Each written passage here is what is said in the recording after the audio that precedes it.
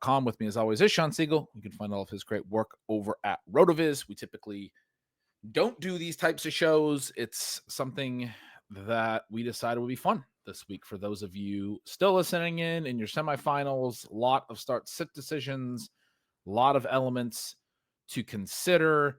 Shawn and I, the last few weeks, have been having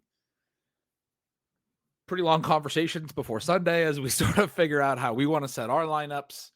One of the things that I talk about over at Stealing Signals a little bit when it comes to start sits is it's tough for me to give as many subscribers as want the advice, the quick one-to-one advice, because you really do want to be able to analyze everything when it comes to these situations. You got to think about what the market's saying. We were just talking before, I have some picks that I'm going to be doing for Stealing Lines, my betting picks. And so I've been looking at these games from a point spread and over-under perspective, which gives you an idea of what a market expects from these games. And a lot of people will say, well, I don't care about that. Well, I mean, if you're feeling it's really wrong, you can always go bet in those markets and make a lot of money there. I mean, there's a way to play that. Not everyone can legally bet, but my point is it's not particularly easy to consistently beat those markets. You do have to have some respect for those markets, I think.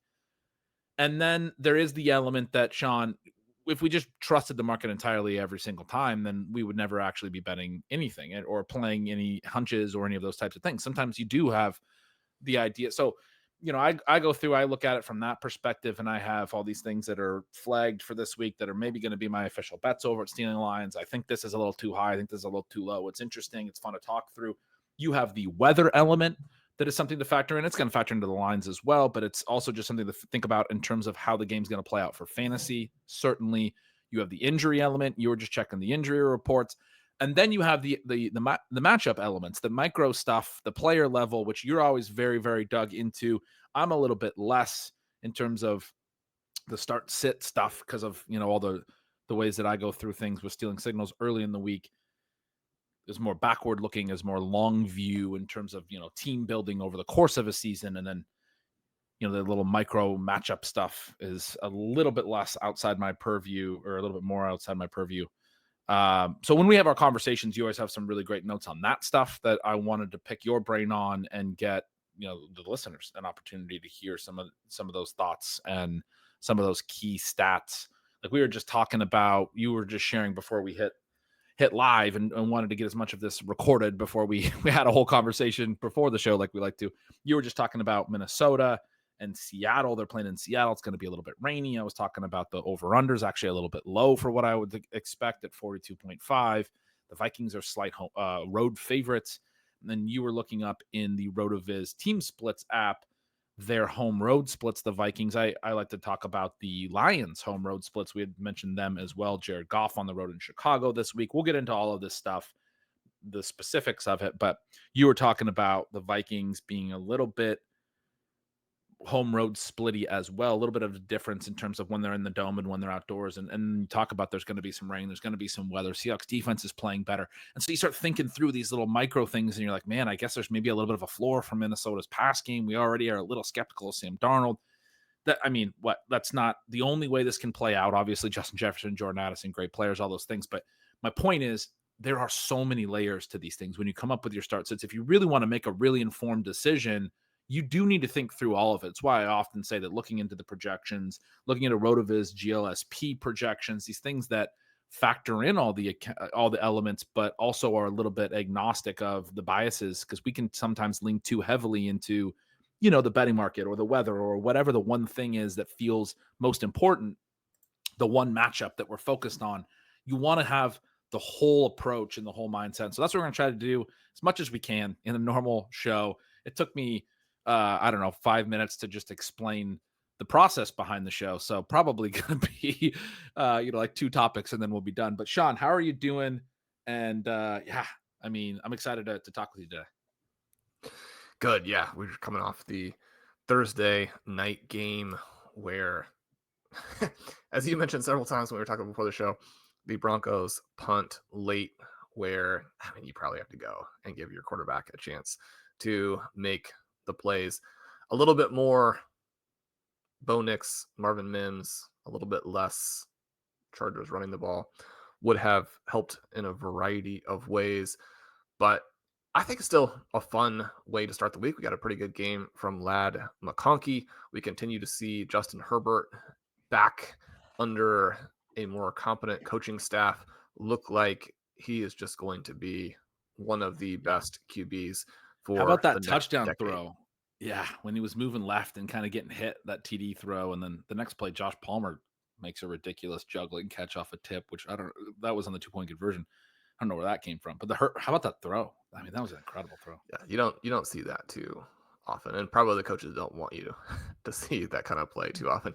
He did actually get fooled and throw a pick in this game, which you don't see very often from him. But we also got, I think, more information about this Denver defense that is missing some key pieces and has been exploited now by some teams. Obviously, before the benching, Jameis Winston and Jerry Jeudy lit them up. The Colts played very poorly against them last week. Last night's game makes me think that the Colts probably played even worse than it appears on the surface. That's something you may have to take into consideration a tiny little bit when you're looking forward to this week. But yeah, Ben, this is fun. We have enjoyed chatting with each other, getting those key lineups out. We have a lot of very good teams in the main event, which it was disappointing. They got off to a slow start. I think in some ways that's especially disappointing when the players are so hot. The GLSP projections for some of our guys look really crazy. And you're like, is there an error in the system this week? The thing that you're seeing there is that the GLSP uses both a 6 and an 8 week kind of algorithm to layer in and do those projections. Those are the time frames that are the most predictive for some of this in-season stuff, which is what you want to do, right? We're trying to predict how these players are going to perform this week, and we're giving a range of outcomes on that. Certainly that's a range that our buddy and just projections extraordinaire Mike Leone also emphasizes in his picks, at least. That's my understanding, and he does Yeah. a fantastic job. So, as we're kind of going through that, and you're like, well, what are these? Well, man, I'm not sure if you're aware, but Jordan Addison and Jerry Jeudy have scored a lot of points in the last 6 weeks.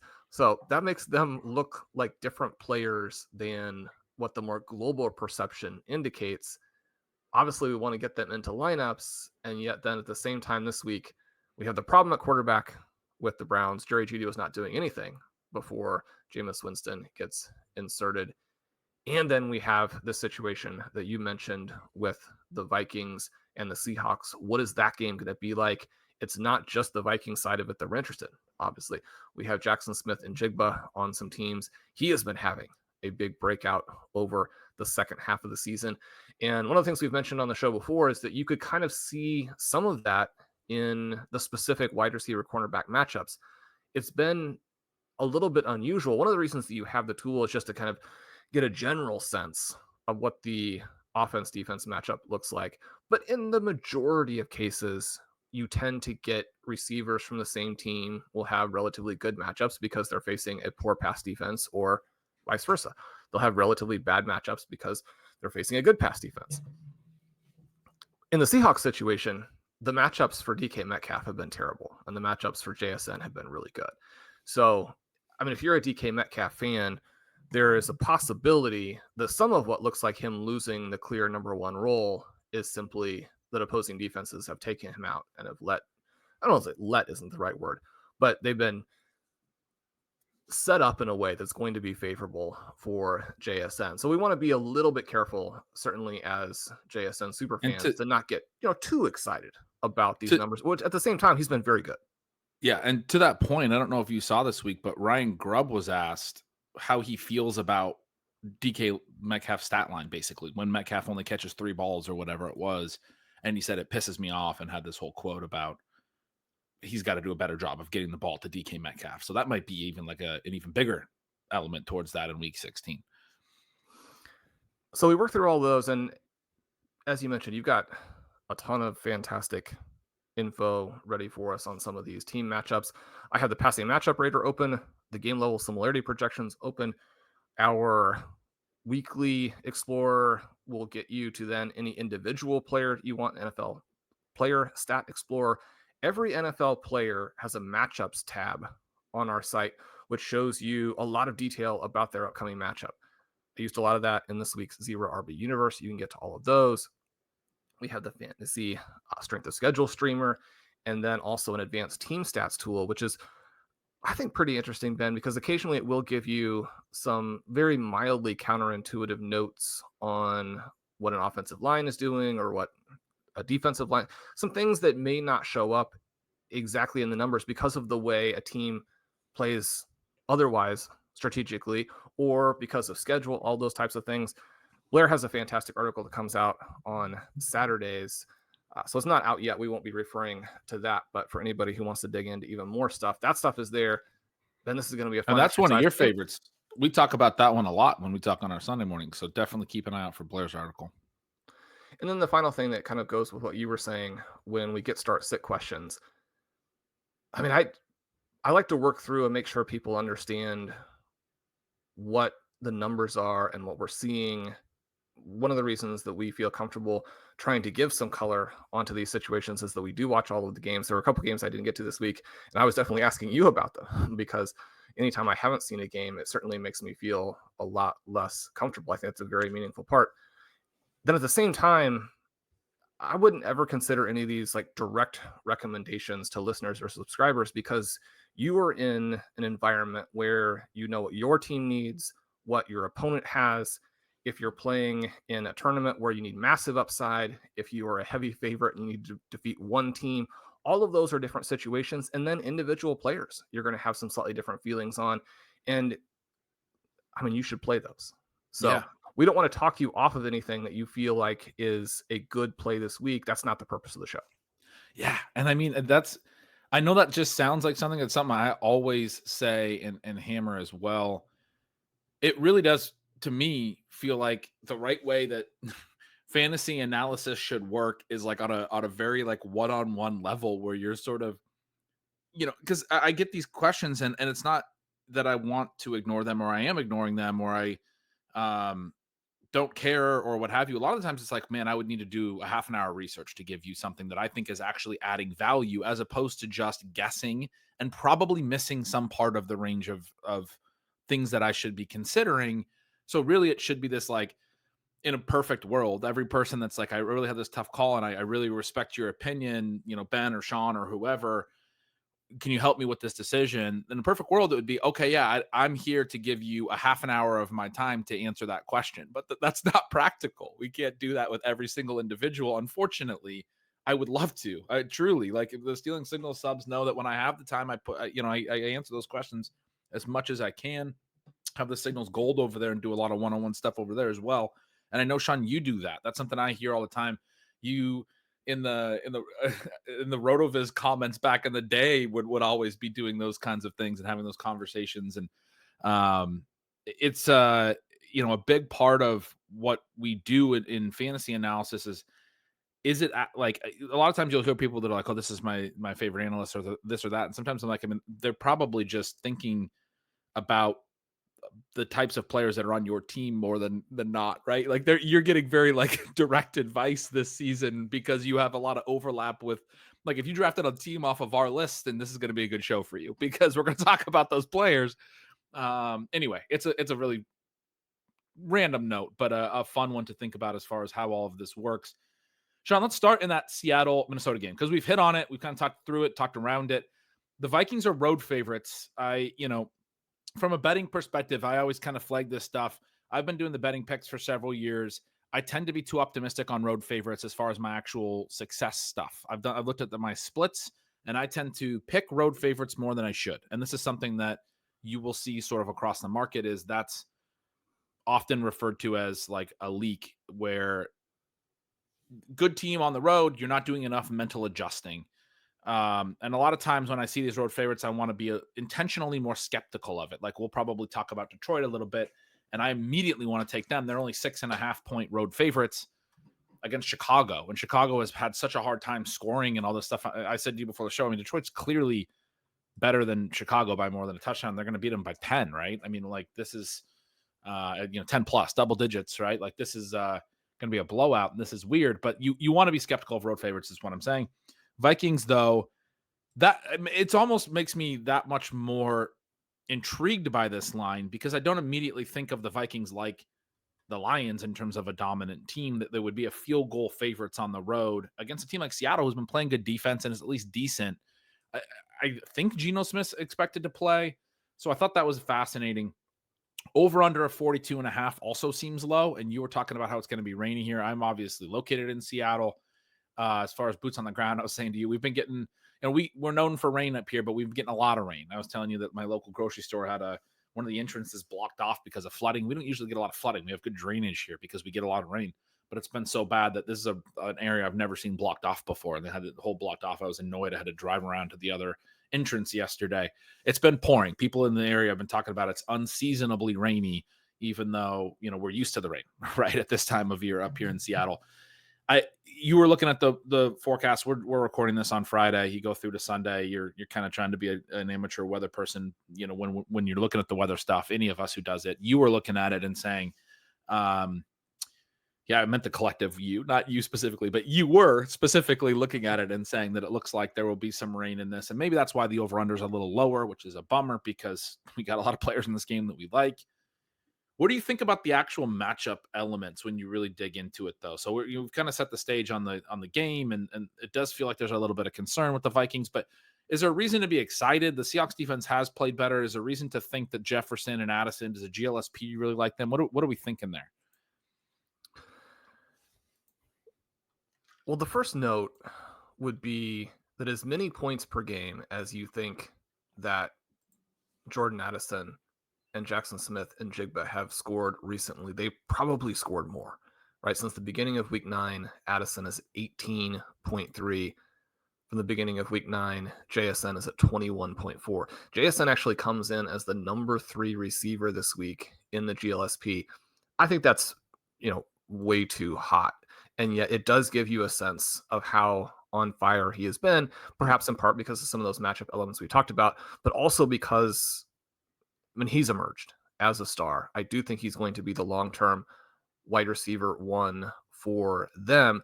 And then you look at where we are against this Vikings defense that does a lot of things really well. And yet they do allow opposing passing games to beat them deep if the team has that kind of in their bag, right? So you look at JSN, and not only has he been hot, but he has one of the very top matchups in the entire league this week.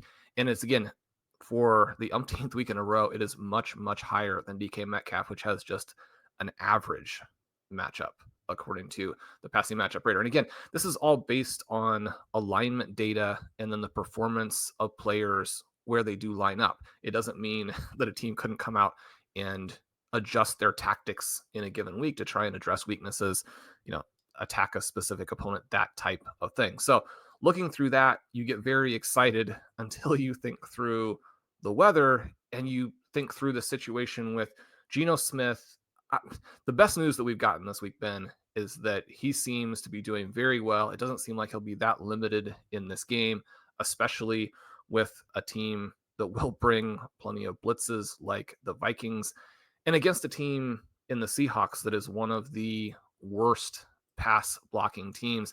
I think I mentioned this earlier this week, but Howell has trouble with sacks. It is a situation where it's a very poor environment for a backup QB to come in when your team doesn't pass block. But to emphasize that from sort of a numbers perspective, the Seahawks rank, according to SIS, on a per snap basis as the 4th worst pass blocking team in the NFL. So limitations for Geno Smith against a team like the Minnesota Vikings, which will pressure. Yeah. So that's a concern, but it's also something where if Geno weren't playing in this game, then the weapons there in Seattle would be almost completely worthless.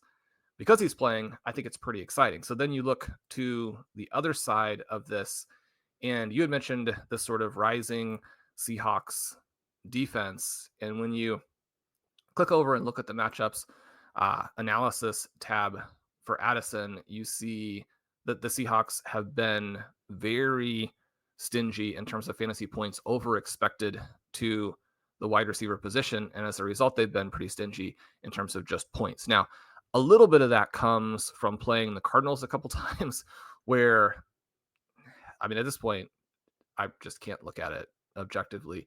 But I mean, Kyler Murray is awful. You also have a game in there where the Packers are not necessarily trying to throw. And so that's going to, you have to understand who the opponents have been.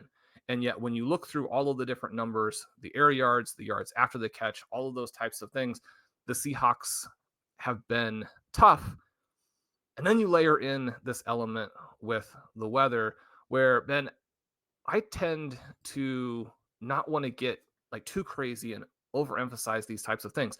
But when we're thinking about Minnesota, we're thinking about Sam Darnold, who is a limited QB, but has done a great job, I think, especially even in season. A lot of people were impressed with how he came out in the first month. And I was like, I'm seeing a lot of really, really bad throws, a lot of sacks, a lot of turnovers, a lot of guys wide open that he's not hitting. It's really only because you have a good coach and you have Justin Jefferson that you can make any positive comments about Sam Darnold. He looks like one of the worst quarterbacks in the NFL. I don't think that's true anymore, right? He's made a lot of progress to my eye. That's very promising. A lot of that has come as Jordan Addison has gotten healthier and brought him a second elite weapon. But we're dealing with an offense here that does have pretty meaningful home road splits, and it's not surprising when you play in that dome. But you're also thinking to yourself, let's not double count things. Let's not, get too crazy. This team still will have Justin Jefferson. It still will have Jordan Addison. But Ben, I mean, it's a 4-point difference home and road. And then you get down to the per drive basis, and it's more than a half a point per drive. When we think about, what that really means, it's not a minor difference where they are home and road, even before you start to consider the weather. I mean, I think you have to play your guys in this game unless you have really, really deep teams. But that's one of the reasons we're kind of going through this. Some of these players like JSN and Jordan Addison, you will have drafted a little bit later. If the other players on your team are healthy and have also hit, you're now into pretty difficult decisions on these guys again this week, as you have been for a while. Yeah. I mean, that's, as you're talking through it and as I'm thinking through it, it's one of those ones where I'm like, especially in terms of us making content, people are probably like, well, what's your advice? Should you play him? Should you not play him? And the answer is probably that, we'll continue to look at the weather right up until Sunday. We'll make our decision at the very last minute. This is what we do on Sunday morning. Is we're still not necessarily sure. It's a complicated question on those players. We could say one way or another, but I don't know that we would stick to that by Sunday morning necessarily. We're going to continue to think through that. It's a tricky spot. You could see this scenario being one where this game does get exciting and does shoot out, and this over-under looks silly as it's low. But this is one where the market setting an over-under that seems low is, I think, somewhat relevant too, for the reasons that we just talked about. There's some concerns, and it's really hard to know how to play it because guys like Jordan Addison, I mean, this is going to be the hardest one, I think. Guys like Jordan Addison and JSN are guys we have on a lot of teams we really like, and they've been really good. And you don't want to see the negative on players like that. But there's some concern this week for those guys. Is there another game you want to jump to next as we kind of get going? I talked a little about the Detroit game. Are you interested in that to put one? that a little bit more context as we kind of do, point out how we're trying to make these decisions on complicated teams. Our Pirate Kings team, which is an Archer themed team, there has Devon Achane and Tyrone Tracy in at running back with Kenneth Walker, still a little bit up in the air. He would almost certainly jump back in, which gives you another guy in this game that could be pretty frustrating. With Tyrone Tracy losing some work last week and also being dinged up. But that's kind of what you're looking at running back. We have both Brock Bowers and George Kittle, so we normally play one of them in the flex, and that creates a situation where we can play 3 receivers. Well, the 5 receivers we're really looking at are Justin Jefferson, Ladd McConkey, Jaden Reed, Jordan Addison, and Jerry Jeudy. Last week we played Jeudy and Addison. We left McConkey with the injury kind of concern, and Reed, who had put up a 0 for us the previous week and certainly was at least in our doghouse, if not in the Packers doghouse. Those were the players on the bench. One of the complicating factors this week is that Jayden Reed also has a sensational matchup, according to the PMR. The flip side of that, will the Packers have to throw a single pass to win that game? That probably That's is one a big concern. And then, again, we're going to have to deal with this Judy situation as well. We've already played McConkey, so we can only play 2 other guys on top of that, one of which will obviously be Justin Jefferson. Yeah, so that gets tricky. Or, we have talked about the possibility of potentially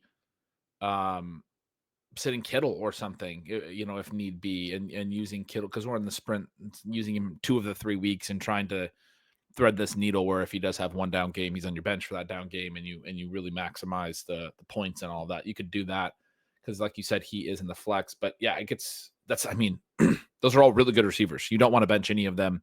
I believe on this team we had Judy on the bench for his huge game, and maybe Addison on the bench for his huge game the next week. And so we were like, this is not fun, the way that ends up panning out when you have a really deep team. You mentioned the Packers It game. worked out in the end, Ben. We did win. We did win. Yeah.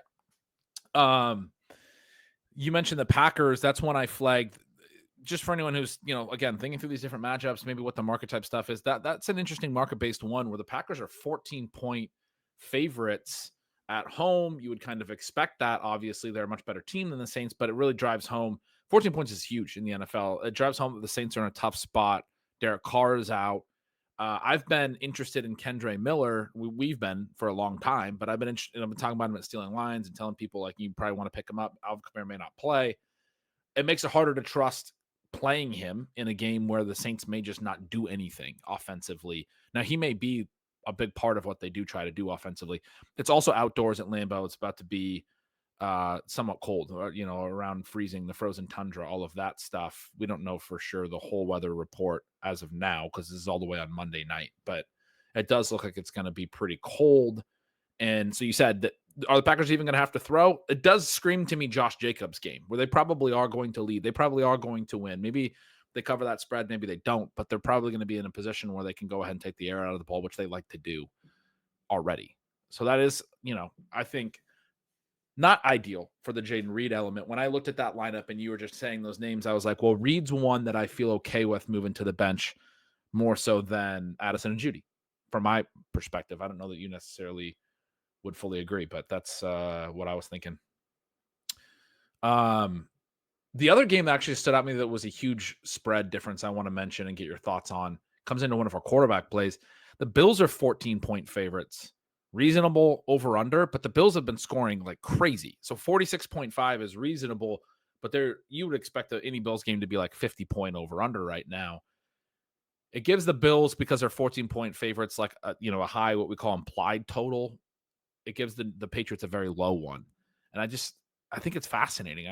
My note is like, what does that mean for Drake May? The market right now is putting the Patriots behind even some teams that are worse, like the Jaguars and Raiders are playing. But if you do the implied total element where you're looking at the spread and the over under, and you're saying this is what the game is, if it's a 40-point spread, 40-point over under and a 4-point spread, they're telling you that the implied score is 22-18, right? That's 4 points apart. It adds up to 40.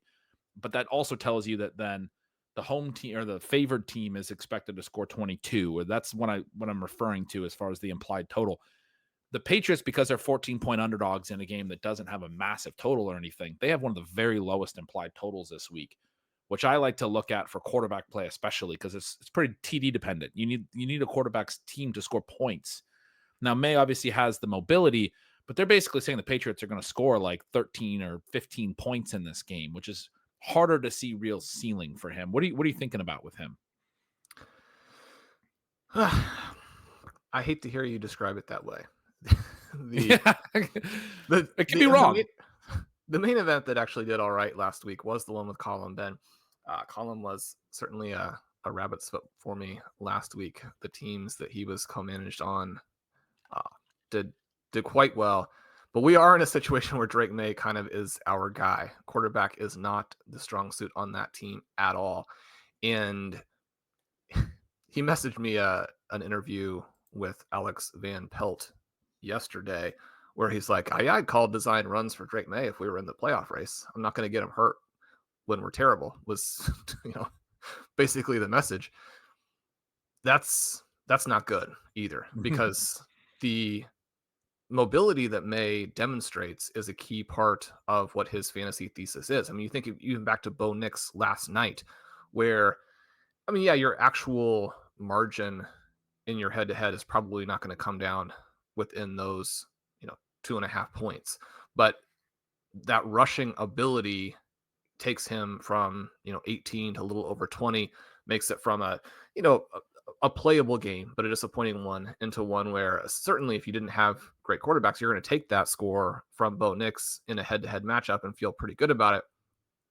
If you're going to lose those points, certainly, again, from both a projection basis, but also probably a range of outcomes basis where, you're thinking, well, maybe May would break something and would run for 40, 50 yards and really add and create a decent game in this matchup.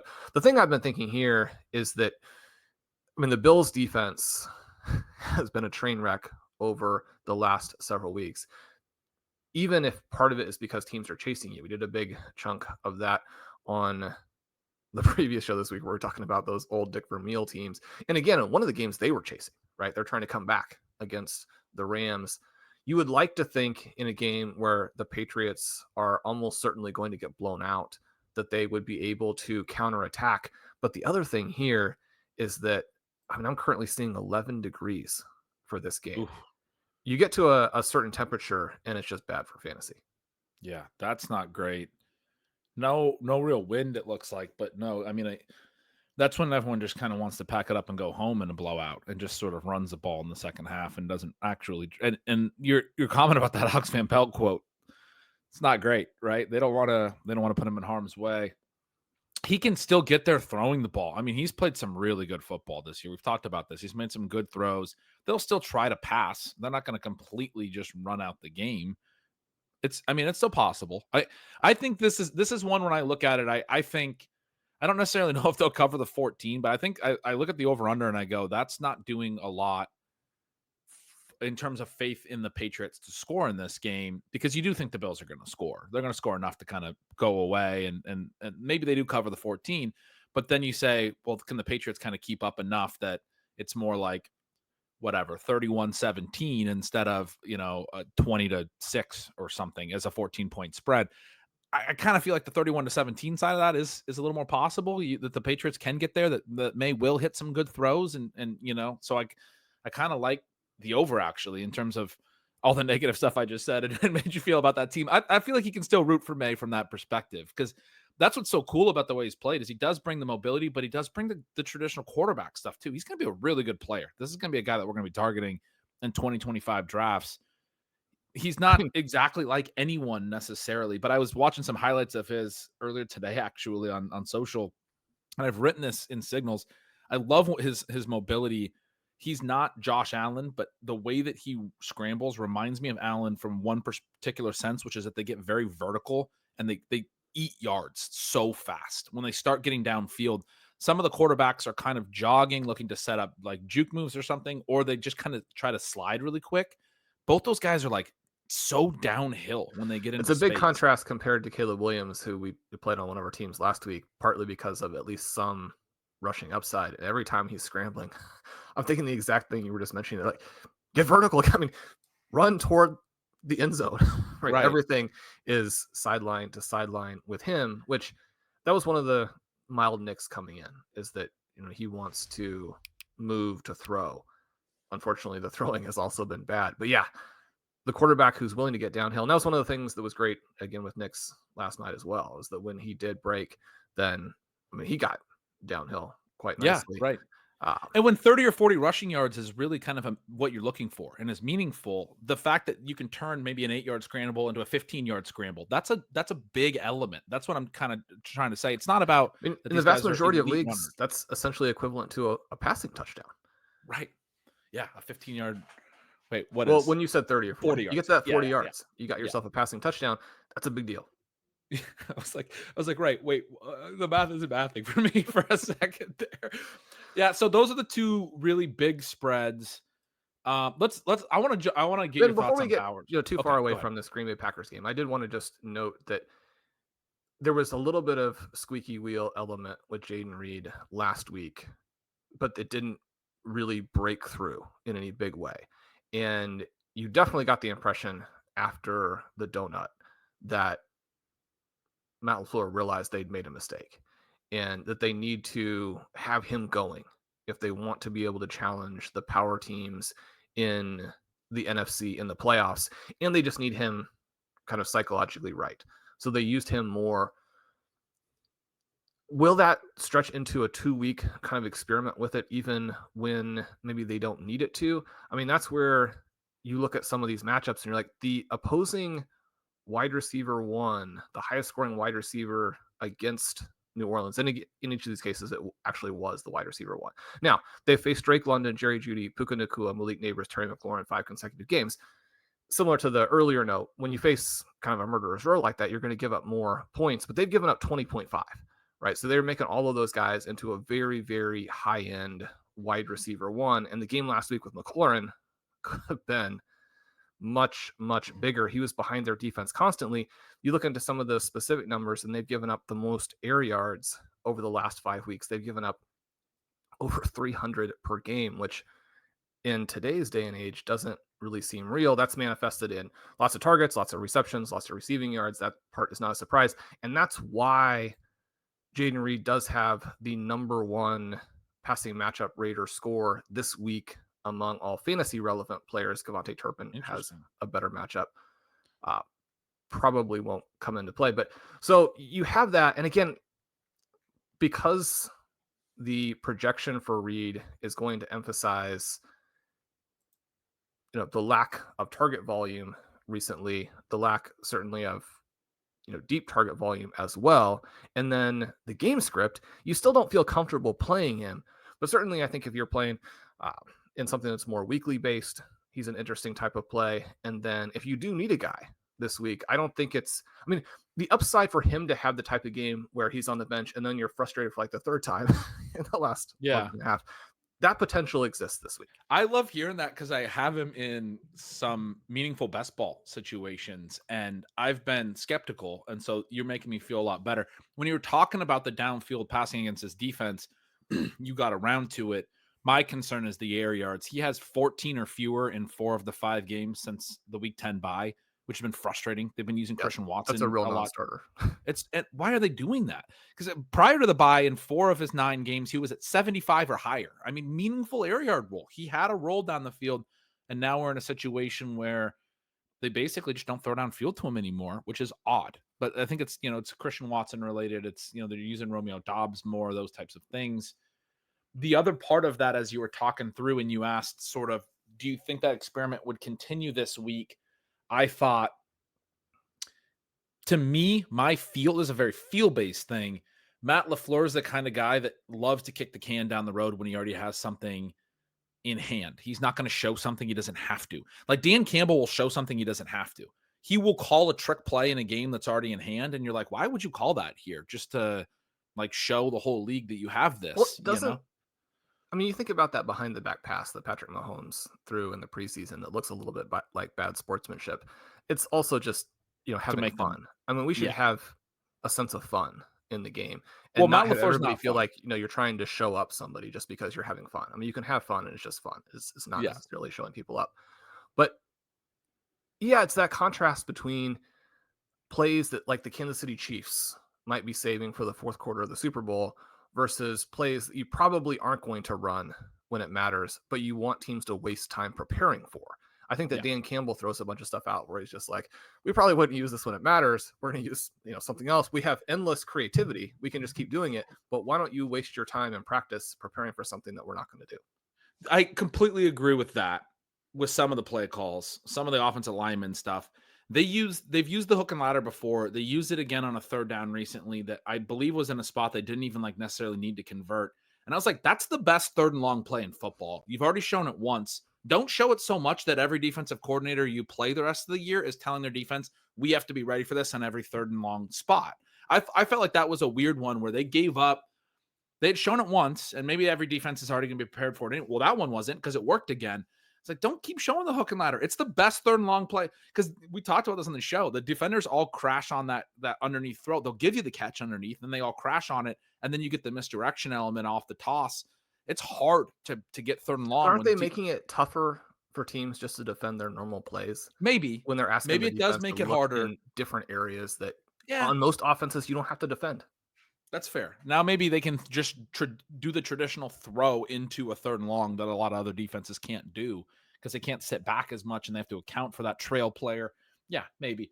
Anyway, my point was Matt LaFleur doesn't seem to do that, in my opinion. This vibes-based thing. He will just run Josh Jacobs the rest of that game if they're up by 14 or whatever. He won't necessarily. And then I went to look at the schedule, and they have at Minnesota the next week, which is a massive game. So especially if there's anything that he might want to hold back, he's going to hold it back for that Minnesota game.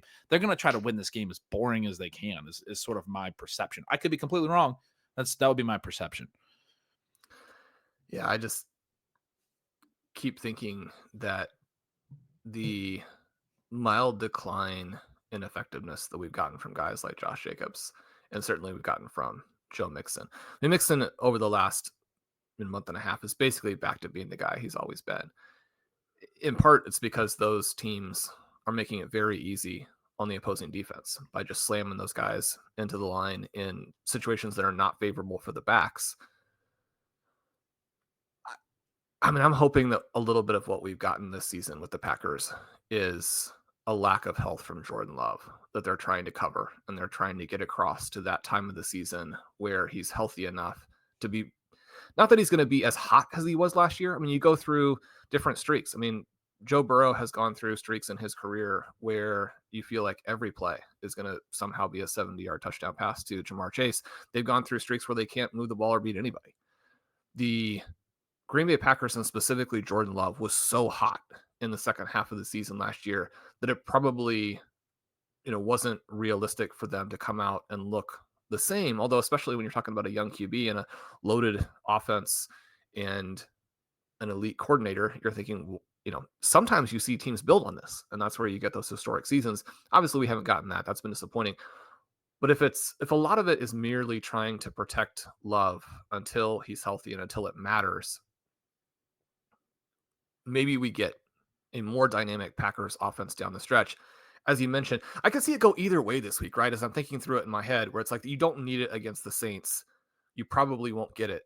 At the same time, if some of these guys are getting healthier, I mean, Jaden Reed unfortunately got dinged up at some points too, and they seemed, more reluctant to force him into a bunch of tackle situations after that. The Saints also present this opponent that's almost like an exhibition game, to where you could try some things without a lot of risk. Again, mostly it's just hope. I think that they will be conservative, but you could have a game where they let some things loose because they're not too worried about the outcome and they want to build into.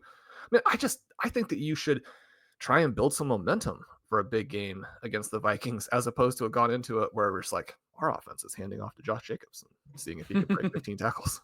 I think they think that's momentum. I don't know, though.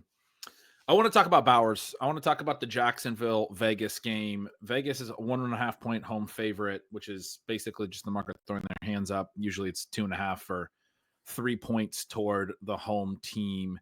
So a little bit of optimism in Jacksonville there relative to Vegas, which seems a little odd to me with Aiden O'Connell expected back.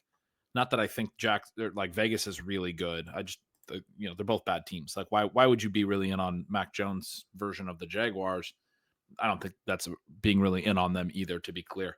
The over-under is set at 40.5. And this is the part of it that I think is interesting. I think both of these offenses suck. I think both of these quarterbacks suck, all these things. But we get Brock Bowers versus Brian Thomas here. And so from the fantasy perspective, when you're thinking about your start sets, you're thinking about the players. I'm looking at Brock Bowers against the Jaguars and going, this is great. Aiden O'Connell's back. This is great. This is a good setup. We're happy. And I'm looking at Brian Thomas Jr. and going, they threw nothing but wide receiver screens to him last week. But it was fantastic, right? A lot of volume and some slant, some downfield stuff. I didn't mean he wasn't getting downfield stuff, but I meant that they were peppering him with volume. They were like, we're going to build the whole plane out of just getting the ball into Brian Thomas's hands the rest of this season. Because what else does Jacksonville have going for them? Yeah, that's exactly what they should be doing, is just like letting their rookie first rounder. This is part of why we see these late season bumps with these players. Some of it is they need to earn them more playing time and all that. Some of it is you get in these situations where these teams are out of it. And I mean, especially when you look at Jacksonville and you've lost Christian Kirk and you've lost Evan Ingram and you've lost Gabe Davis. Yeah, everyone else is now that you were expecting to be a big part of the passing game is now gone and not in the picture right now. But you also are like, look, our season's lost. It's not the year for us. We're not going to the playoffs. What can we get out of this? Well, we can show off our first round pick from this past year and get fans excited for next year. You were talking about building. Sometimes it's use the end of the year to build for next year, to sell the fans and sell the team and the coaching staff and everything on a vision. Even if Doug Peterson doesn't think he's going to be there, he wants to be able to sell future employers on a vision of developing this young star. This guy's going to go on to be good. Anyway, you look at Brian Thomas, you look at Bowers individually, and you say they got great matchups. And then I look at this over under and I go, man, are they not going to score? Because the market's saying they're not going to score. This is one where I like to go against the market. And I want to say that this game's going to go over because one of these two players is going to have an impact on this game in a big way. Either Brian Thomas is going to score a long touchdown or Bowers is going to have 15 catches and score a TD of his own. There's too much young skill position talent here to not have something fun happen. Am I crazy? No. I think that this is going to be a fun game. Brian Thomas has had just a fantastic season. You can look at it really in almost any stretch. His full season numbers are great. He had the kind of breakout game in week 4. Since that point, he's been averaging over 16 points per game, which is, again, really good numbers. The last 3, he's averaged more than that. He's been above that every single game, which not surprisingly averages with the 32 last week. I think that Mac Jones is one of these guys who, I still think that Mac Jones can play. Now, it's a similar type of thing to a few of these other players like an Aiden O'Connell, where you certainly don't want him to be your starting quarterback. That's not going to get the job done for you. I guess I don't think there's necessarily that big of a difference, if any, between, say, a Mac Jones and a Sam Darnold, someone who's having a fine year. So that part is certainly fine. You look at the individual matchup there against the Raiders. Our streamer doesn't love it. I think that part of that is probably because teams don't have to throw a ton to beat Las Vegas. Obviously, the Falcons didn't last week, but that game was so bad compared to what the Raiders had done over the previous month that it got their QB benched, which, that's a huge benching when you think about what it financially means for the Falcons. That's not really something you can do lightly, but the racer numbers against have been really good for players playing against Las Vegas, with the kind of run after the catch element, the short passes with Mac Jones, and then the run. You could see that type of game play out again for Brian Thomas there. The thing with Thomas that has been so cool to see is that he's got the whole package. He's going to be an absolute superstar. I guess I don't think there's almost no chance. I think that it's very clear that if you were going to do the draft again today, that you would have to pick Brian Thomas ahead of Marvin Harrison. I don't think those players are even comparable at this point. I said that on Signals Gold this week because one of the Signals Gold guys is a Jags fan. He asked me what my thoughts were on Brian Thomas. I said the same thing. I don't think I would take him over Neighbors, but I think you'd have to take him as a second receiver off the board. Yeah, he looks so good. It is interesting that the PMR prefers other alignment guys over Brian Thomas for this week. That's something I wouldn't worry about too much in this particular instance with all of the different moving pieces, the injured players on Jacksonville, what we currently have now with the Vegas defense. It is, I think, certainly a very strong positive for Brock Bowers that again this week he has the number 1 matchup among all tight ends. It's not a huge surprise that he has the best GLSP projection outside of David Njoku, who I don't believe is expected to play this week, Ben. But there's a big gap down to George Kittle in 3rd. So you have that gap, even though, Brock Bowers fans know that this current recent stretch where teams have been double and triple teaming him at the same time that their quarterbacks have struggled with injury. He has not been as hot as he was at certain times in the season. And yet, this is the game where we could see a bounce back in the fantasy semifinals. This is the 40-point game you've been talking about for most of the season. I mean, it feels like it, right? The Jags are bad. Even if they try to double team them, they're bad. The Raiders, I feel like, have tried to get the ball out. We talked earlier this week, try to get the ball to him. We talked earlier this week about how Aiden O'Connell gets the ball out, right? And so him being back is so much more impactful than Desmond Ridder in there. I mean, this is the game where you feel like he's going to get peppered with 15 targets at minimum. I mean, it could be a 20-target game for Brock Bowers. Obviously, that's an absurd suggestion, but it wouldn't really be that surprising either. And then also one of the other small elements, but we've talked about this all season. The Raiders have 3 indoor games in the playoffs. There's only 5 other teams, I think, that had even 2. There's a lot of outdoor games this week. So we've been talking about weather. This one is in Vegas. It's not outdoors in Jacksonville. You get another indoor element here, which is good for both Brian Thomas and Brock Bowers. On Thomas, you talked about the matchups not being great. They're still fine. They're just not as good as maybe if he had a different role in the offense. Right. I said that weird. Appreciate you clarifying that. The last 3 games, he has 10-plus targets. It's his first 3 10-target games of the year. Most targets in any game in the last 3. He went from 10, a season high, to 12, a season high, to 14 last week, a season high. And again, for anyone who didn't watch this last game especially, that 14 was a lot of wide receiver screens. A lot of, we're just throwing the ball to him now. They're just like, he had 10 catches on those 14, really high catch rate because they're really high. So if you're in PPR, the target volume has exploded. When we talk about the late season rookie eruption, this is it. All the other players got hurt. The Jags are saying, we're just going to throw to Brian Thomas every single time. And that's what we've seen for 3 consecutive weeks now. He brings the explosive big play after the target element. We know that he's really good on the ball in the air and the yards per target. And when I was concerned about him in the offseason, for people listening way back in May, it was not that. It wasn't, his yards per target, his touchdown rate was absurd last year. It was, can you get enough target volume? But they're in a situation with this offense now, especially when you think about with Kirk gone and Ingram gone and all these guys out of the offense, they're just throwing the ball to him every single time. They're fixing, even if that is a minor flaw of his, maybe that's something long-term that will keep him from being in the overall top 5 at the position tier. And maybe he'll be in the next tier, which is sort of the way I'm thinking about it still. I think he's going to be incredible. I think Neighbors is going to be in that top 5. I think maybe Thomas will be a half step down. Maybe I'm wrong on that. Maybe you would disagree on that. But right now, he has everything. He has an offense that is fully committed to getting him the ball.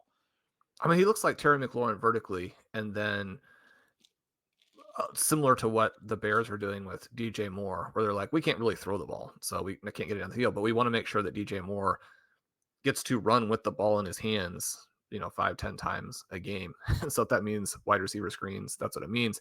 To be able to do both things, even in a bad offense. We're talking about an offense that's been broken all season. He's doing this despite an overall context that has not been very favorable. Now, some of the teammate injuries, maybe you're like, well, that's going to juice the target share within his team. But most of the rest of the stuff has been bad, and he's been overcoming it like a superstar does. Yeah, that's true. And as we're talking through all of that, I do just want to shout out Brendan Strange, who's rookie tight end, wasn't a huge prospect necessarily or producer in college, athletic, and has basically stepped right into that Evan Ingram role, which Doug Peterson loves to get those underneath tight end targets. He had 12 targets, 11 catches last week, basically no yards. But if you're in PPR, you're in your semifinals, and you need to stream a tight end, Brendan Strange is probably going to catch 6 or 8 balls in this game too. So Sean's laughing. He's like, really? You're going to turn this into a Brendan Strange show right now? No, people were definitely picking him up in FFPC dynasty leagues, even though that means you got to cut somebody who might have more dynasty value. Got to try and win now. Brendan Strange, one of the multiple guys who Theo Johnson essentially lost his starting job to in college, and people still like Theo Johnson. If you like Theo Johnson, jump in there on Brendan Strange. Yeah, Sean, I got a bunch of notes on some of the games we haven't necessarily gotten to. Do you want to do like a little bit of a rapid fire thing where I give you like a quick thought and you give me maybe your word association? You can go long or short if you want, but like your overarching opinion of some of these games. Yeah, I'm sure that listeners are like, if these dudes think they're going to do rapid fire, they like never listen to themselves. Yeah, we'll try it. So Houston, Kansas City is the first game on Saturday. Tomorrow, if you're listening to this on Friday, low over under based on what we would have thought in the preseason. I think it opened at 47 or 48 in the preseason. It's 42.5. Mahomes is expected to play. Stroud's going to play. But this is like a really low over under for what you would expect from Mahomes and Stroud. Is there any reason for optimism in the passing game? Well, Kansas City's defense has struggled a little bit more as of late. The PMR doesn't really hate this for, say Tank Dell, for example, doesn't hate it for Xavier Worthy. I think that either of those guys are still going to flash at some point. I mean, these two teams are just mirror images of each other, right? Where the passing offenses have been massively disappointing and yet still have guys. And they still have, and the reason they're so massively disappointing is that, I mean, you're talking about Patrick Mahomes and CJ Stroud. If they broke out in a matchup against each other where the opposing defense would suggest like, this isn't the week that you'll do it. And we've played CJ Stroud many times against bad defenses. We're like, it's going to happen. It didn't happen. It's also going to be hard for them to run against each other, though. And the game is probably not going to be 3-0. So someone is going to come out of here with some fantasy points. Yeah, there'll be some scoring. That's a great way of putting it.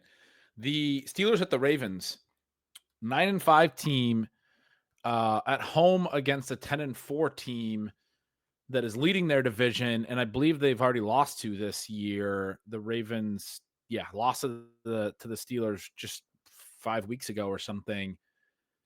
You rarely see in this situation as big of a spread as we have here. The Ravens are 6.5 point favorites, and I think I want to take the Ravens to cover that. No George Pickens, I think, is a pretty big impact for this Steelers offense. The market really likes the Ravens over the Steelers, despite sort of on paper, you would expect it to be a little bit closer. You think this could be a little bit of a blowout? I do. The EP and FPOE numbers for the Steelers backs last week were shockingly bad. And it definitely gave you a sense of which one of these teams that, I mean, the Eagles hadn't played, a great schedule. The Steelers, appeared to be doing it with smoke and mirrors. Now, people who like Arthur Smith better, people who like Russell Wilson better, like, you guys just won't give them credit for what they're doing.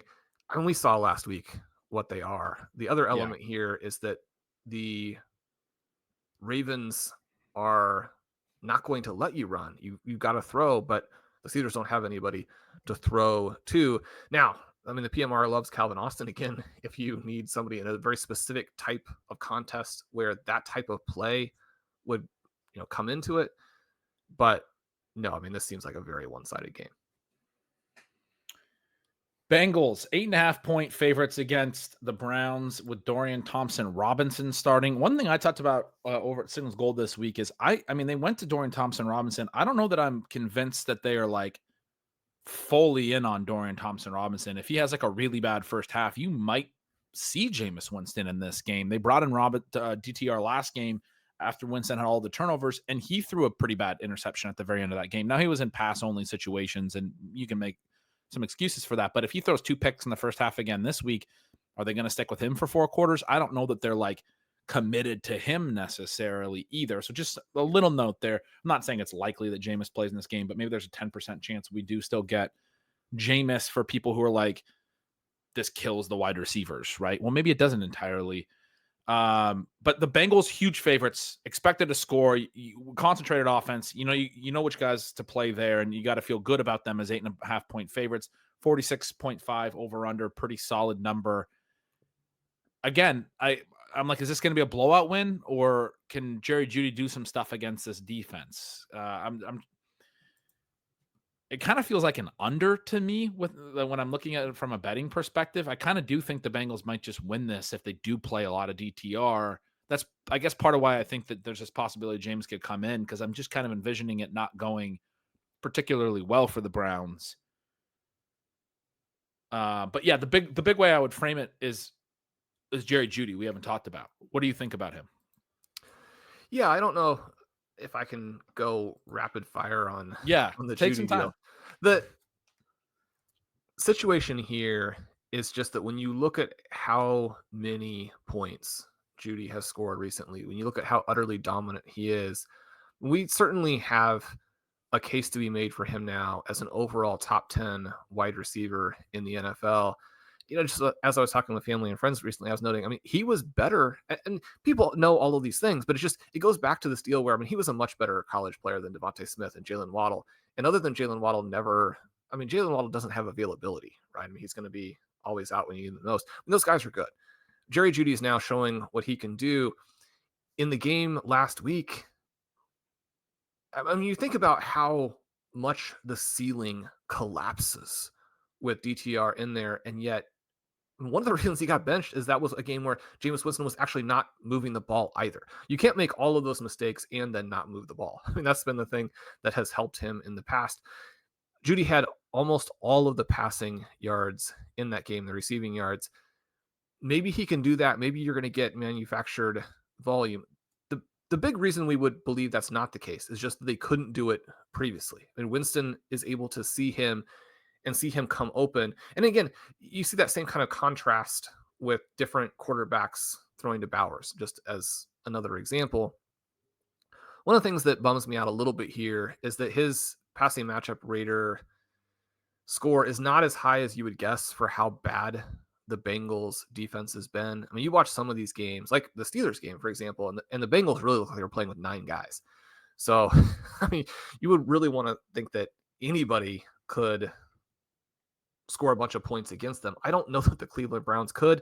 The matchup for Elijah Moore is a little bit better. Now, it's not a huge difference. It's not one of these JSN versus DK Metcalf kinds of situations, but it does offer a reminder that Elijah Moore could be the guy who goes out there and gets, the manufactured volume, the targets that have to happen. The other thing that's kind of interesting in this game is that Jerome Ford has been good this season. His peripherals were not good in 2023. That's one of the reasons a lot of people were looking for almost anybody else to play in that offense this year, especially as you're waiting for Nick Chubb to come back. The peripherals have been good this year. Now Chubb is out. Ford ran a ton of routes last week. And when you get really bad QBs, you get a variety of different types of things that could happen as a result. It's not simply going to be something like, oh, well, that guy's just going to throw underneath all the time. But in all of the games the DTR started last year, Ford got at least 5 targets. You combine what he's been doing in the passing game with that history. Now, he did score fewer points per game in those situations because it does just lower his value as a rusher for the offense to project to be so bad. But if you're looking for something to counterbalance that on the Ford side, the fact that he'll probably get targets is an interesting note. Yeah, I mean, if there's a matchup that Jeudy could overcome, it would seem to be this matchup, and yet we just really have to keep our expectations in check. Yeah, the note that stood out to me when I dug into this a little bit, Dorian Thompson-Robinson, you mentioned, started some games last year, had a game earlier this year where he had 24 passes in relief. I guess that was the game that Deshaun Watson got hurt probably. He's thrown 24 or more passes 4 times now in his career. The other 3 were starts last year. He's not gone over 165 passing yards in any of those games. He had 43 pass attempts once and went for 165 yards. His yards per attempt has been really bad in basically every game that he's played. 3.4, 3.4, 3.8, and 4.6 is the highest that we've seen from him. His completion percentage has never been higher than 56% in a game. I don't think he's a very good passer, right? I mean, he's not a viable NFL player at all. Yeah. So that's a huge deal for everybody. It's a big deal. It's an important thing to emphasize. That's why I wanted to emphasize it. In each of these games, he's rushed for between 20 and 45 rushing yards. You mentioned the dump offs. Maybe that is good for Ford. I think he's going to look bad. And then that's why I think we might actually see Jameis Winston for the, I've said that like 3 times now, but maybe he plays well. I don't know. But that is, a part of this spectrum that I wanted to reference. Let's go to the Detroit-Chicago game. Is 48 over under high enough? The Lions defense is completely destroyed. The Lions score at will, but they are outdoors here.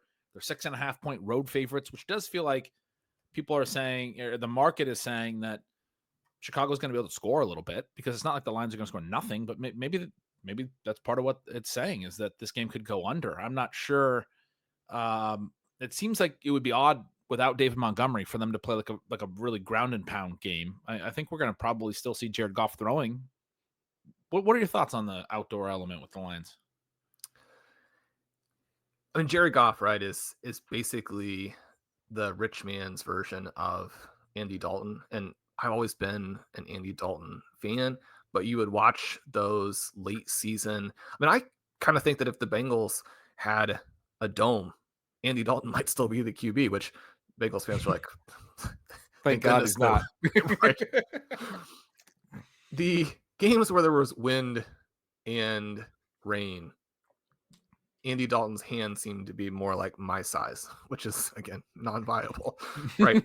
So we'll see how all of that works. I guess I'm just so skeptical about the Bears offense after watching them last week. I thought they had made some strides. They've had some second half comebacks. They even had, say maybe you want to call it fourth quarter Caleb Williams last week, where deep in garbage time, he was able to get some connections to Keenan Allen. Colin and I do have a Keenan Allen best ball team into the Superflex FFPC semis. Pretty excited about that. It has Allen on it. He actually does have DJ Moore and Rome Odunze pretty well gapped in this in terms of the matchup. He's been their hottest receiver. I thought in the offseason he would be not necessarily their best receiver, but maybe their highest volume receiver. Obviously, DJ Moore is fantastic. I think you could see a big game from Keenan Allen, which, again, would be very fun for fantasy. If that carries Caleb Williams and maybe you get an Odunze touchdown, maybe you get some of these manufactured touches to DJ Moore. I mean, the thing about the Lions defense just being eviscerated is that someone like a DJ Moore who's so good with the ball in his hands, I mean, if you're playing against a defense that is down to, essentially being that Bengals quality, where in any given game, or that Jaguars quality, where you just watch it and you're like, do they have enough players on the field? I mean, that's the overwhelming sensation I have every time I watch Cincinnati and Jacksonville. It's like a youth league game. You're like, are they going to have to forfeit? They didn't have enough players show up. Like, what is happening? Yeah, it should be a fun game, right? You're just hoping that the weather will cooperate. I mean, right now, this isn't a game where it looks that bad. It's going to be cold-ish. It's going to have a little bit of wind. Maybe there's a tiny chance of rain. Like, let's hit the 95th percentile outcome for the weather, and then we can have this game really go. I like that. That would be really helpful because, yeah, as you said, the weather always seems to be a little bit of a sticking point for Detroit. I saw Jahmyr Gibbs on with Kay Adams this week, and she was asking about the cold, and he was like, I'm not going to lie, I'm not excited about it. It's going to be cold. It's like, I'll just be very straightforward about this. It is not something that I'm looking forward to. Well, it depends, again, if it's windy and if it's raining. I mean, 30 when you're playing sports should be fine. 10, again, which we were talking about, Patriots, Bills, that's not fine. That's cold. That's cold. And there is supposed to be about 10 miles an hour wind, I think, in Chicago to add to that 30 degrees and add a little bit of wind chill, or subtract from it, if you will. Arizona at Carolina, 4.5-point road favorites. The over-under of 47, to me, suggests some faith in Bryce Young. He looked more like last year's Bryce Young last week. Didn't look great necessarily, but they've played well. And so you get this like number that's kind of high. You mentioned Kyler hasn't necessarily played great. I feel like the under is going to come in here because it is a little bit of a high number. Kyler's another one who did an interview this week and was asked about the cold weather, and he was like, I'm not that excited about it. He's from Texas, if I'm not mistaken. And so you get it's going to be cold in Carolina as well. It's another outdoor game where it's expected to be I don't think really, really cold, but just certainly colder than it usually is in Carolina. I almost think that one has maybe gotten a little better. Okay. And may not be that bad, because this was another one where I was talking with Colin about it, and it was so funny because he obviously in Ireland uses the system the rest of the world uses, and so we were kind of trying to figure out for him like what it meant when Kyler Murray was talking about it being like 35. I'm like, that's fine, right? I mean, that's not going to be a huge problem, again, unless you have a massive amount of wind. It's always sort of funny to me. Everybody just comes at life from different experiences. And so, I mean, growing up in Kansas City, we've got lots of temperatures, in the low single digits at, when winter gets bad. People who live north of here obviously have tons and tons of that. People who grew up in Florida might not get much. Obviously, in Tucson, we're much more worried about, like, do you have an ability to close the roof so that people don't expire when it's 115 and those types of things. People grow up and they may not have experienced the same types of weather. When I hear someone say, "Oh, I'm not worried about the cold," and then they're told that it's going to be 35 degrees, and you're like, "Oh, like you're worried about the cold."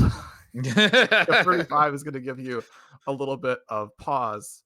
The main problem here, though, is just that, I mean, Kyler Murray can't throw the ball. And so you end up with a game that may not have enough plays. Ben, I am interested to hear your breakdown of this one. I mean, I will note that Adam Thielen and Jalen Coker, who broke out for the big play last week, Ben, we've mentioned that Blair was still on Coker, and that we've enjoyed some of the things that he's done. That was cool to see.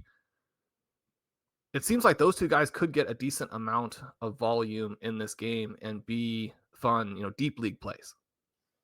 Yeah, no, definitely. And what was really exciting about it was that when Coker first came on, Thielen was banged up, and then Coker got banged up when Thielen came back.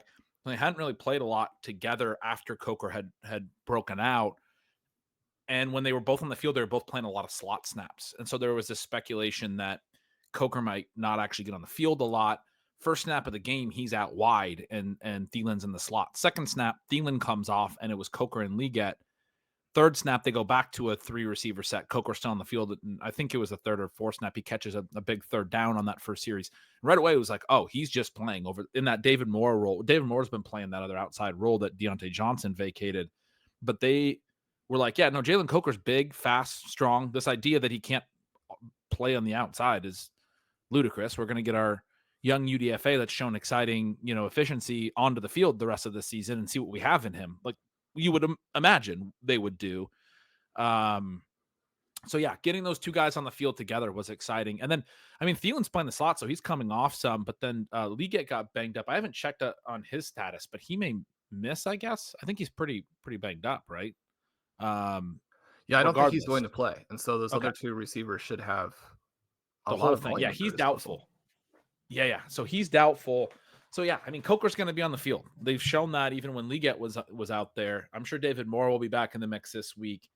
But yeah, you would expect almost all the volume to go to Coker and Thielen. The way I talked about it, I think in Signals was I might actually expect a little bit more total volume to Thielen, but it's going to be lower ADOT. It's not going to be like high efficiency stuff. You'd expect the efficiency stuff to hit for Coker. He's been able to make plays after the target. Thielen's going to get those like 3rd and 5 targets. He's been their chain mover, right? And so both those guys, like you said, could be somewhat viable, somewhat interesting this week if this game does hit this over under in any kind of meaningful way. I don't have a strong read on it at all, basically. When you mentioned the weather's going to be a little better, at first I was saying the under. I'm like, well, I mean, I probably just trust the market on this game. They know something I don't know. Philly and Washington, Eagles. The other thing is that the Cardinals have not tackled the running back position well recently. And so yeah, Chuba's Hubbard, a lot of routes. Yeah. I think Chuba is in a big bounce back spot. I love that. Eagles, 3.5-point road favorites. Again, I talk about the road favorite element. More than a field goal, 3 points is this key number. More than a field goal as a road favorite is a lot. But also, I kind of read this as it's interesting support for the Commanders. I feel like it could be even more, right? The Eagles are a really good team. Some love for the Commanders, I think, here with only 3.5. Over-under is right in the middle of the road, 45.5. It should be a fun game. This is another one that I don't have a strong read on. I won't be doing any bets on or anything. I'm excited to watch, though. Like, I'm excited to see if Jaden Daniels at home against a 12-2 Eagles team can, really push them. They got Marshawn Lattimore back last week. Their defense gets that little bit of a boost with a real cornerback out there. What are you seeing in the matchup radar and the different tools about this matchup? Well, Terry McLaurin, we've talked about that missed opportunity last week. He is basically the dead last projection of any receiver. You would have to be loaded to take him out. But if we actually had Terry McLaurin plus the players we've talked about on some of these rosters and their quarterback situations hadn't gotten messed up or their weather situation wasn't catastrophic, those types of things, I would bench McLaurin this week for some of those guys. Now, mostly that situation isn't going to come up. I think you have to play the players who got you there.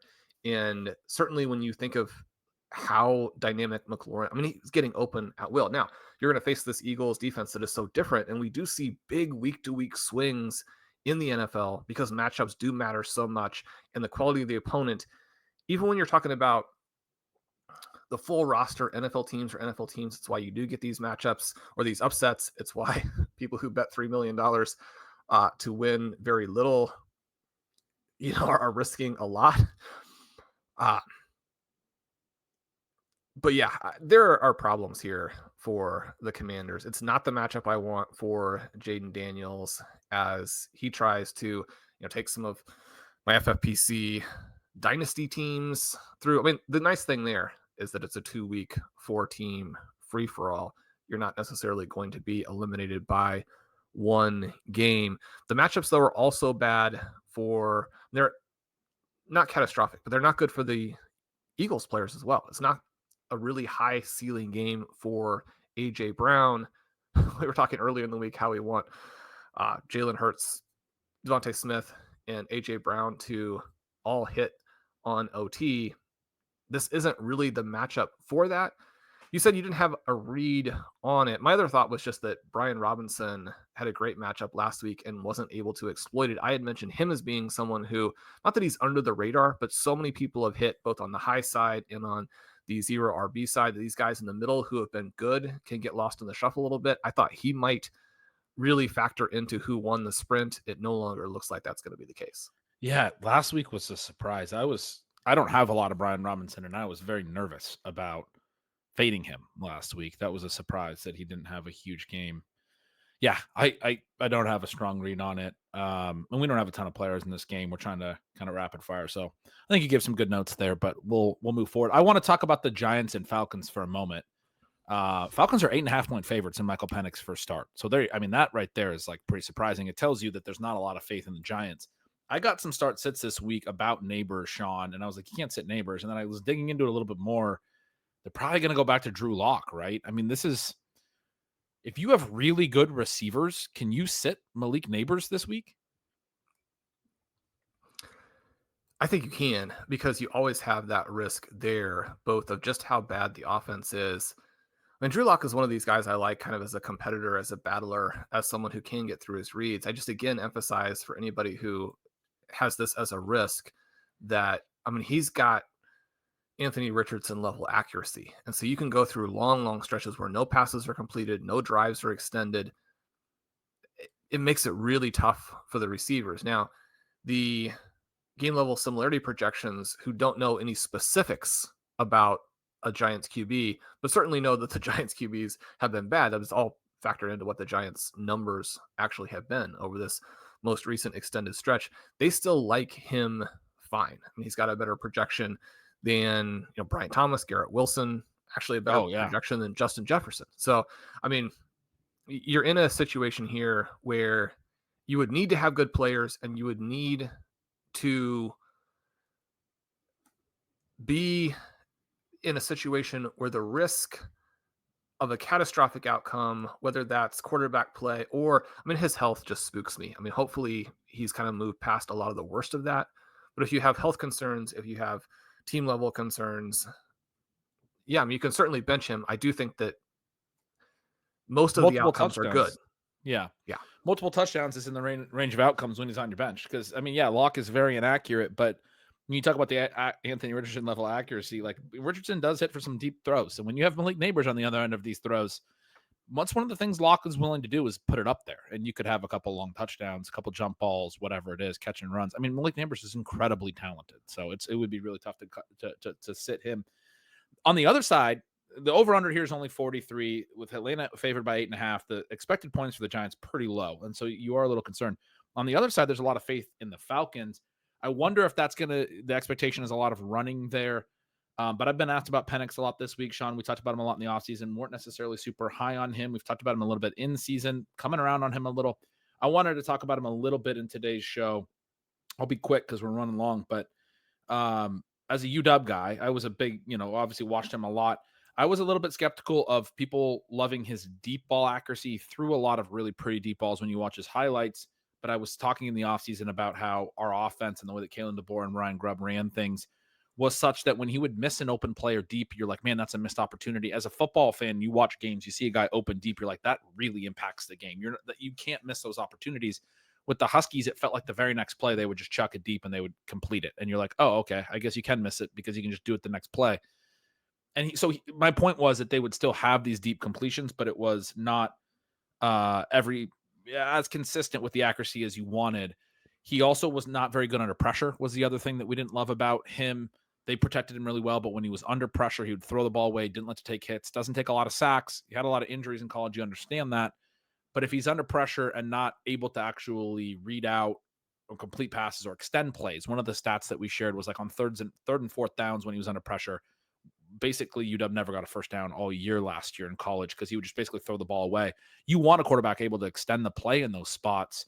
I remember Joe Burrow's talked about this before, where it's like sacks on third down are way different than sacks on first and second down. You got to be willing to take a sack because you got to be willing to extend the play to try to convert on a third down. The sack doesn't necessarily kill you.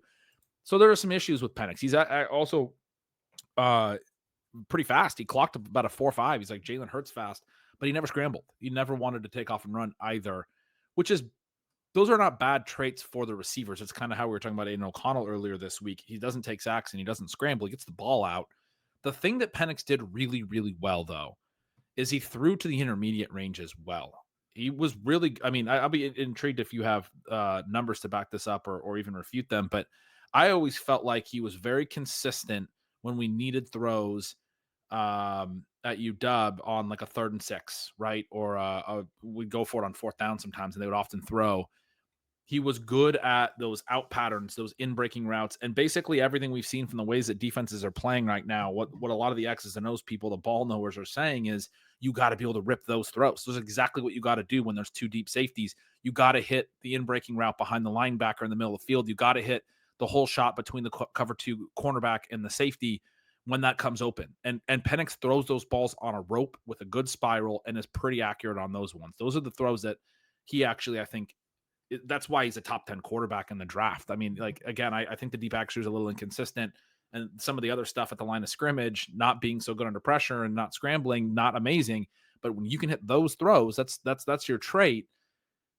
That's now what is like really important for pocket passers in the NFL that we've been talking about. That's like the meta of the 2024 season. And so as the season has gone along, I've gotten more interested in, I'm really excited to watch him in this game. I've gotten more interested in the idea that he could be a pretty good fit for what you need to do at the NFL level right now. It'll be interesting to see him under pressure more than he was in college.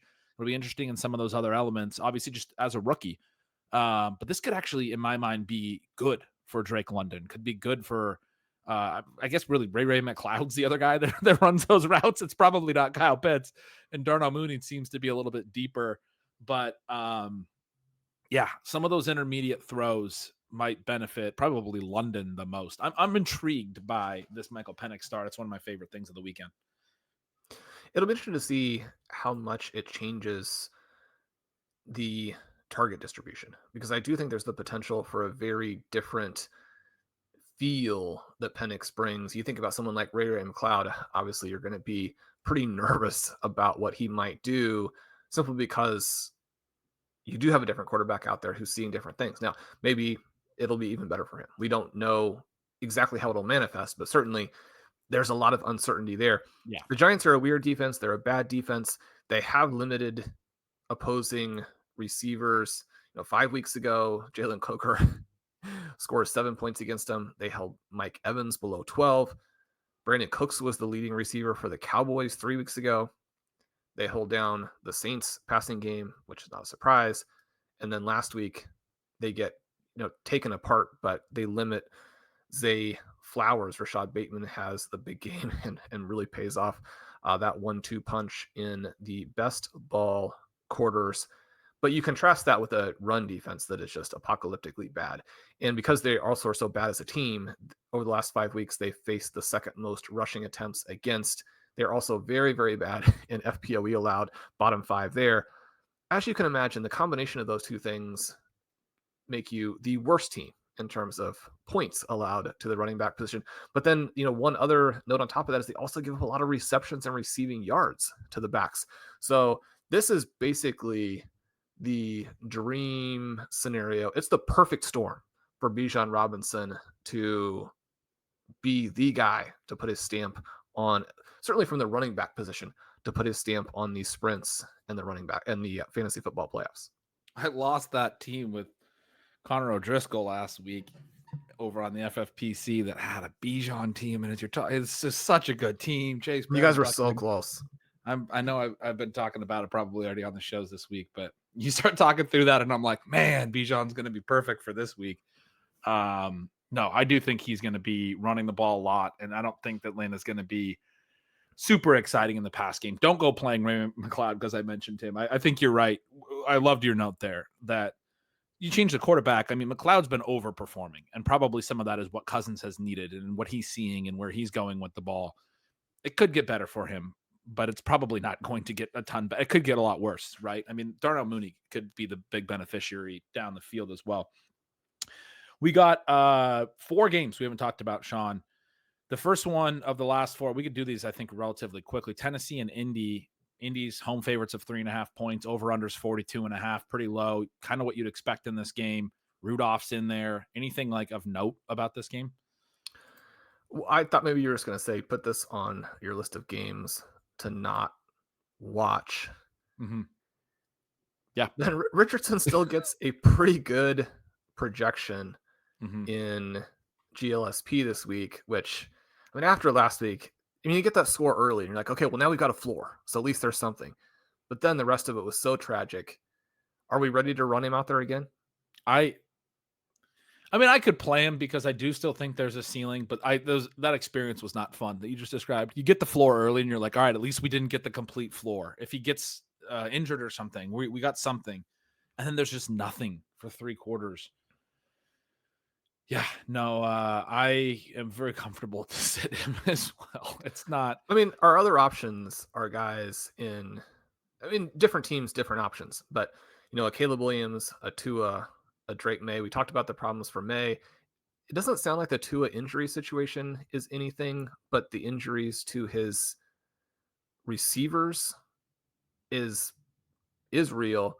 The projections for those guys, again, at least in the GLSP, are much lower, and it really is pushing us, or at least this one way of looking at it. One thing I always want to mention is I love the RotoViz tools because they actually give you a variety of angles, a variety of windows into how a player looks from a certain perspective. You want to take those things and put them together, think through, you know, your own outlook on it. Don't take one specific tool's response as absolute gospel. But then when I'm looking at this, I'm just like, man, I mean, Richardson is the way to get ceiling, but he also might be the way to just get points at all. Yeah, that's true. Rams at Jets. Rams are 3-point road favorites. You can understand why people aren't very high on the Jets. This one, over under is 46.5. Both teams play slow. I mean, the Rams do at times. The Jets certainly do. Cold weather. I felt like that felt high. I feel like this is going to be kind of a lower scoring game. Obviously, the Rams have exciting players, and the Jets defense looks terrible. But the Jets last week, I mean, I noticed that Devontae Adams ends up with 198 yards. He didn't have a catch in the first half. And then despite the 198 yards, Rodgers didn't even have a 300-yard passing game, which tells you Rodgers didn't even have 100 passing yards in the first half when Adams didn't have a single catch. Most of that 198 yards was basically 3 long plays. One, he got completely lost on just a drag route, and it was all yak. The other was a deep pass over the top. I can't remember the third. But like, the Jets aren't suddenly awesome because they got a couple big plays in the second half of a game with Jacksonville. I don't know. I guess I'm not that excited about this game. Yeah, it is one where Adams has a better matchup than Garrett Wilson. I mean, that's a little frustrating if you prefer the Wilson side.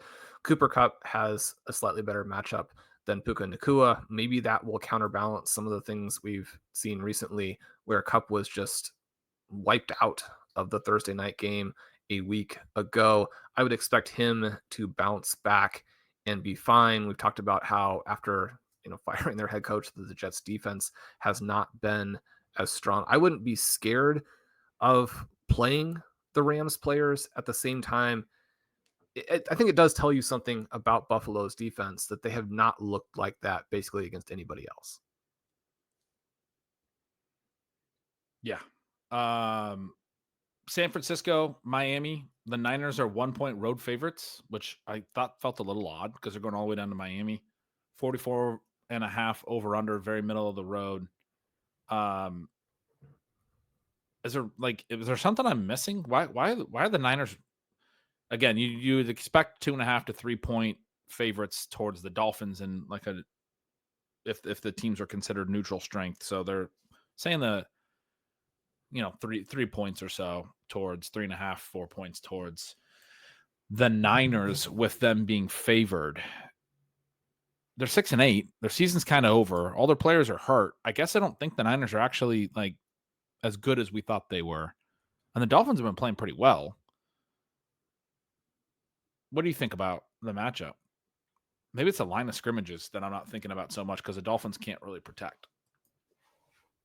This is a weird one, but the Dolphins did look so bad last week. I thought the Dolphins were a pretty easy bet a week ago. That would not have worked out.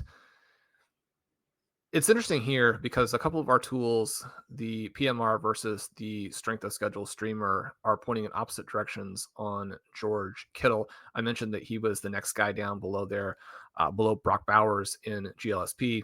And I think that you'd have to have some very specific situations to hold Kittle out, but the PMR doesn't like him there.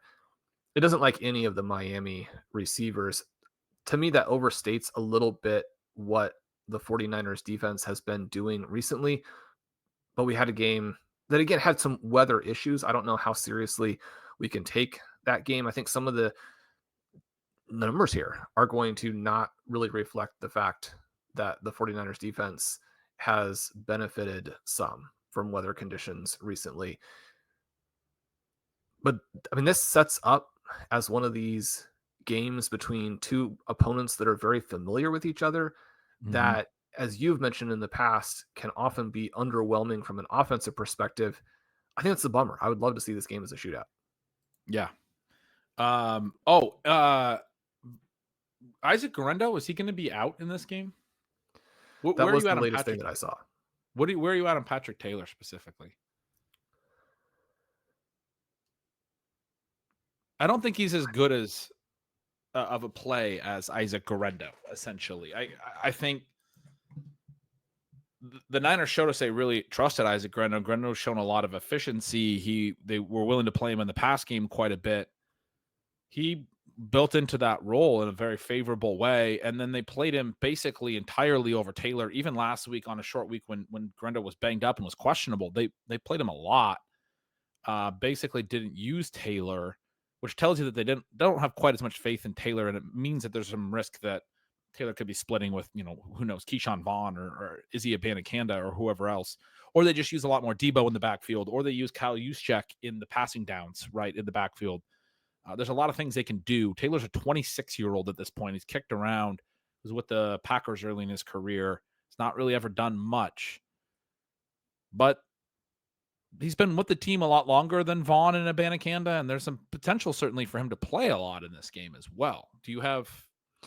Well, one of the things that does tend to help the 49ers backs, and it could just be narrative, every situation I always want to mention is different. You can't expect a team to treat the next guy down and the next guy down. There's a difference in how you want to play the first guy, the second guy versus like the fourth, fifth, sixth, seventh, etc. Yep. But the 49ers do go ahead and use their guy as opposed to what we got last night from the Broncos, where they're like, oh, we're having a slightly more effective game from the backs. Let's get them all involved and let them all get a little bit of a good feel from not like being the worst team for the running backs in the entire NFL. This is a bad matchup, according to the streamer. The Dolphins have been a little bit more neutral recently against the run, but they don't face a lot of rushing attempts against, and that was even the case last week with Houston and Joe Mixon. So I guess I would be surprised if a back from the 49ers gets out there and gets a huge workload. They have given up a lot of value to running backs in the receiving game. That's always one of the things I like to check on some of these like deeper plays where it's not so obvious what you might do. If you aren't going to be able to play a stud and you're looking at secondary players and you have a receiving back facing a defense that doesn't cover receiving backs, I always think that part is interesting. That's where this is such a missed opportunity from Guerrero, who is really one of these big guys who yet plays like a small player. Guerrero is a speed back. He's a receiving back, even though he's a big dude. We saw him create big plays. Yeah, it's a huge bummer he's not going to be out there in this game. I know. That's what would be a lot more fun if he was playing. The last one is Tampa and Dallas. Tampa's 4-point road favorites. We get this one in Dallas, indoors. You got to like the Bucks backs against this Dallas run defense. They obviously love to feature those running backs. I'm excited for Bucky Irving, man. I think he's going to have a big game. He looked a lot healthier last week after a couple weeks ago, obviously having the back stuff. Huge over under of 48, at least, by the rest of the slate standards. It's not, the biggest of the season or anything.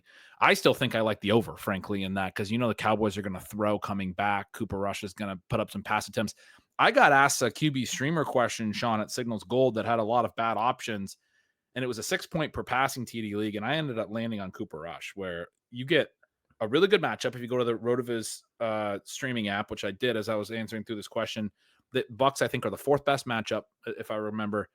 Rush has thrown multiple TDs, and I think 3 of his last 4 games, something like that. The volume's there. Lamb is playing really well right now, and it's like they don't have a lot, right? They're doing some stuff with Rico Dowdle a little more, and he's running the ball effectively, but they're trying to get the ball to the CeeDee Lamb a lot. And if he's playing well and he's motivated to play well, even though he's been banged up and had a tough year, I like his quarterback to at least have a floor relative to some tough options that we were talking through. Is that crazy? Is Cooper Rush a streamer?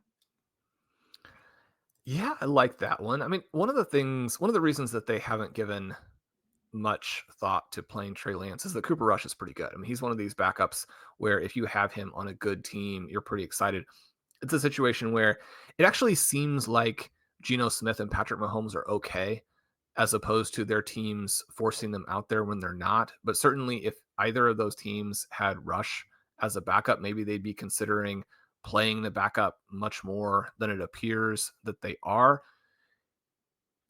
I don't know that. I mean, certainly the starter there is better, but this is one of those teams, a little bit like with the Mac Jones situation, where because of what the actual context was in 2024, I don't know that they've lost a ton going from Lawrence to Jones. I don't know that they've lost a ton going from Prescott to Rush.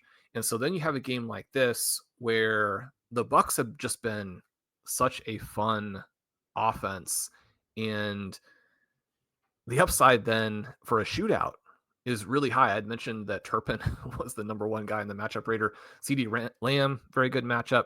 Jalen Tolbert, a very good matchup. I was noticing randomly that he's on a couple of the key best ball teams. I haven't, devoted a lot of thought to Jalen Tolbert recently, but I believe he scored a touchdown last week. He did, but I believe it was also his only target, or he maybe had 2. I think it was his only catch. He's done some things, but that also just not earned any volume. So it's been kind of frustrating. Yeah, so we'll see what happens there. You had mentioned Bucky Irving. I just want to say again that SIS has him as basically the best running back in the NFL. His evasion numbers are fantastic. His points above average per play. I think I was mentioning that he was the guy ahead of Jahmyr Gibbs, which is really saying something. Also, the Buccaneers are number 3 in run blocking points earned per snap. So they're helping, right? And this is a team where the run game works together in a way that's very effective. One of the things that was always interesting with Jamal Charles was that back in those days, when Jamal Charles was healthy, the Kansas City Chiefs offensive line had great run blocking numbers. When he was not healthy, they had terrible run blocking numbers. Even when you're charting things, even when you're trying to have a ton of nuance, good running backs are going to make the run blocking look better. But these teams at the top, Cardinals number 1, we know James Conner's had a good season. Bills number 2, James Cook is destroying the fantasy points over expected. I mean, he's kind of the other guy with Derrick Henry where I'm like, I mean, the workload says these guys could put up basically not a 0, but be in that 4 or 5 range on a bad week. And we did get the bad week from Derrick Henry last week, but the rest of the environment says they could go for 25, 30. They put up those insane numbers. The Bills are fantastic from a blocking perspective. Buccaneers 3, Lions 4, Saints 5, which probably surprises some people. You had mentioned Kendre Miller. You probably don't want your season to come down to Kendre Miller. But again, if you're desperate or if you're playing daily or something like that, don't forget that he broke some tackles again last week. He did drop his only target. I mean, he's going to do stuff like that, but Kendry Yeah, Miller, talented. yeah, And he is. He's run effectively. His like rush yards over expected over at NFL Pro are really really high, even though his yards per carry is not great because he hasn't gotten great blocking in these games so far. The drop target was a bummer, but if Kamara is out, they don't have a lot in their offense. They're not going to trust the bad quarterbacks to chuck downfield a ton, and they got a lot of plays that are like wide receiver screens to the running back, where they like motion out Kamara and then they throw to him quick. I think they would still call some of those plays for Kendry Miller because who else are you going to put the ball in their hands on that they're offense? probably just like when we send you out there, remember that on this play you are a viable option. Yeah. Keep your eyes on the quarterback when the ball gets to you. Don't be so surprised. Just catch it. I was describing Kamani Vidal's target that way to our buddy Pat Corrane. Target from a couple weeks ago against the Chiefs, where I mean Vidal does the same thing that you just said. He never looks back. He goes, and I'm just like, come on, dude. Like you're out there on these passing downs. There was a target against the Chiefs where I just had some screenshots, but I mean Herbert finally just threw one when he wasn't looking, and he's like, I mean, maybe this is just his thing, and you'll get his head around and you'll catch it. But he got his head around really late, and he's like very shocked, and he drops it, hits him right in the chest, and then he gets lit up. It was a pretty funny play a couple weeks ago, but that's what you reminded me of when you're talking about Miller. It's good that all the running backs that not all of them, but these two that I know well we both like. We both have a lot of exposure to on our best ball teams. Don't know that they're eligible receivers. They think that they're ineligible linemen running down the field. This was fun. That's all the games, Sean. We got through all of them. We went for a lot longer than anticipated. But look, we love our audience. You guys are the best listeners in the industry. We wanted to do something fun this week, both for us and for you guys. More for you guys, because honestly, our teams, as Sean has mentioned, probably aren't going anywhere. But it was fun to talk 250 and 250. See if anybody can keep up with that.